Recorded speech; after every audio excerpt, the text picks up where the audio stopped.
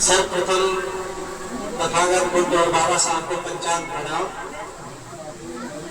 बहुजन समाज में जन्मे सभी संतों गुरुओं को पंचांग प्रणाम। यहाँ पर बैठे हुए सभी धम्म बंधुओं को और बहन भाइयों को हृदय से जय भीम नमो बुद्धाय। सभी लोगों ने, जैसा कि आज का विषय है माँ बोधि विहार, बौद्धों के पवित्र स्थल, बौद्धों के त्योहार और मंगल दिन, काफी चौड़ी चर्चा भी इस पर हो रही है। सभी ने त्योहारों के बारे में बता दिया और तीर्थों के बारे में भी बता दिया। तथागत बुद्ध के जीवन के बारे में भी हमारे डॉक्टर साहब और उनसे पूर्व सभी भाइयों ने काफी चर्चा बताई है। और ये साधुवाद देना चाहूंगा भाई राजेश जी को। पिछले वर्ष भी उन्होंने अपने इस मकान पर ये एक वर्षावास का कार्यक्रम कराया था और इस वर्ष भी उन्होंने कराया है, तो वो साधुवाद के पात्र हैं।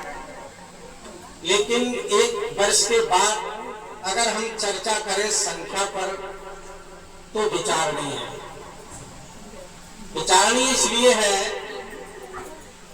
कि जिस परिवार में, जिस मोहल्ले में एक बार कार्यक्रम होता है तो उसमें कुछ सुधार होना चाहिए, लेकिन ऐसा महसूस नहीं हो रहा है।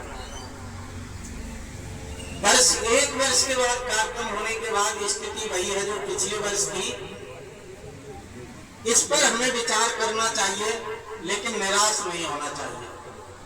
1500 साल 1600 साल की जो व्यवस्था है, उसको आजाद भारत हुए मात्र 75-80 साल ही हुए हैं, उसमें हमने जब इतना परिवर्तन कर लिया है जिससे विरोधियों के पैर लड़खड़ाने लगे हैं, संविधान का विरोध करते हैं, हमारा विरोध करते हैं, इसका मतलब है कि हमने 1500 साल की व्यवस्था को, 2500 साल की व्यवस्था को बहुत थोड़े समय में कवर करने के लिए प्रयास किया है।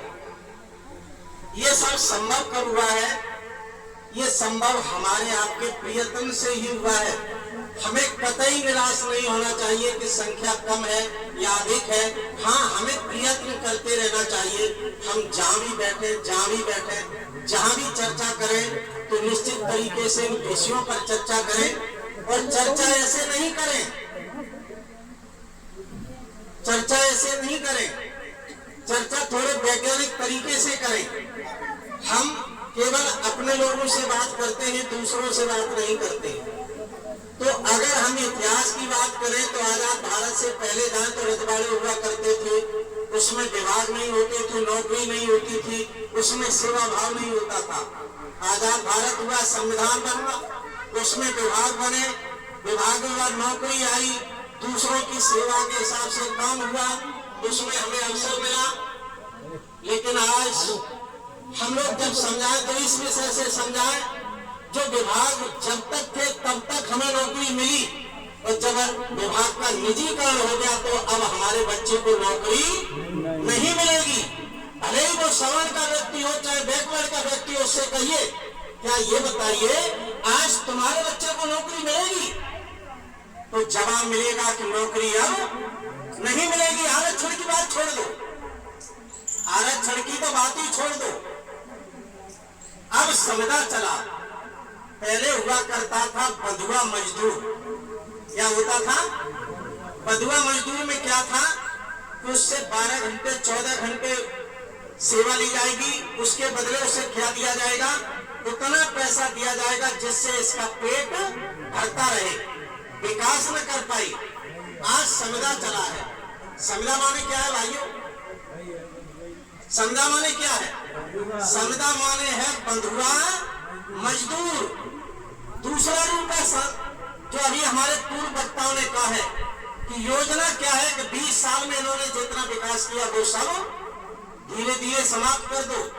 मैं कई कबीर पंथ के सत्संगों में गया, वहां हमने देखा कि वो लोग लंबी लंबी बातें करते हैं, लेकिन कर्म कांड के नाम पर कुछ भी नहीं करते। चिल्लाते बहुत है, ये कौवा है, गीद है, फलाना ढिकाना। मैंने उन्हें ये समझाया कि पहले तो तुम रात में कार्यक्रम करना बंद करो। रात में कौन सुनेगा? केवल तुम और तुम्हारे साथी लोग। पहले दिन में कार्यक्रम शुरू करो जिसमें बहन बच्चे सुने। तीसरे, जो तुम ये माइक पे चिल्ला रहे हो इसकी आवाज 3 किलोमीटर जा रही है, वो तुम्हारा विरोधी तुम्हारी बात सुन के वो कदम शुरू करता है और तुम चिल्लाते हो। वो इस तरह योजना शुरू करता है कि ये योजना हमारी 10 साल बाद क्या फल देगी। वो ऐसे कार्य नहीं करते कि आज करें और कल ही शुरू हो जाए, नहीं।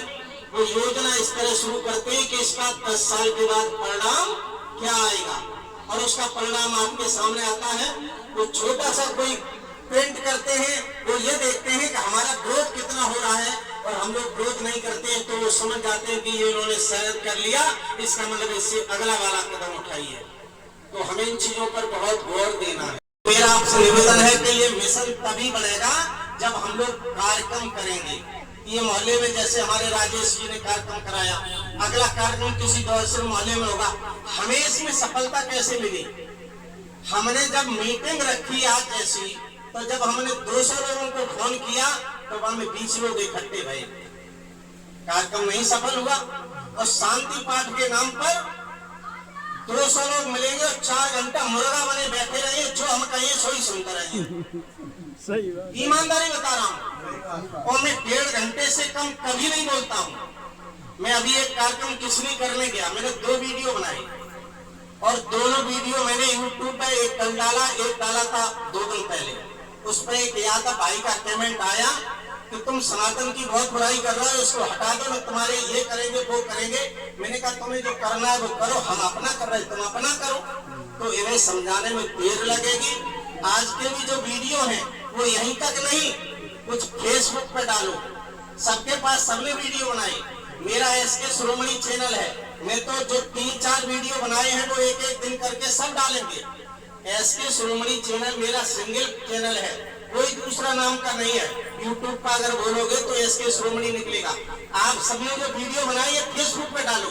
अरे इतना बड़ा ये प्रचार प्रसार जाएगा, ये प्रचार प्रसार का माध्यम है ना यूट्यूब, प्रचार प्रसार का माध्यम है फेसबुक। कहीं बैठे चर्चा कर रहे हो, वीडियो बनाओ और डालो। अगर 2 लोग भी आप चर्चा कर रहे हो धम्म की, तो एक वीडियो बनवाओ और वीडियो बनवा के फेसबुक पे डाल दो, यूट्यूब पे डाल दो, व्हाट्सएप पे डाल दो। मतलब प्रचार प्रसार करते रहिए, जिससे ये लगे कि हमारे लोग ये काम कर रहे हैं। और हम क्या करते हैं कि हम सब चर्चा जो 10 आदमी ने कर ली, 1.5 घंटा बात कर ली, लेकिन क्या होगा, हमने उसका वीडियो नहीं बनाया। तो हम लोगों का आपसे हमारा निवेदन है कि आप लोग इसको प्रचार प्रसार बढ़ाने के लिए अगर 2 लोग भी बैठ के चर्चा करते हो, जैसे हमारी 2 बहनें बैठी हैं,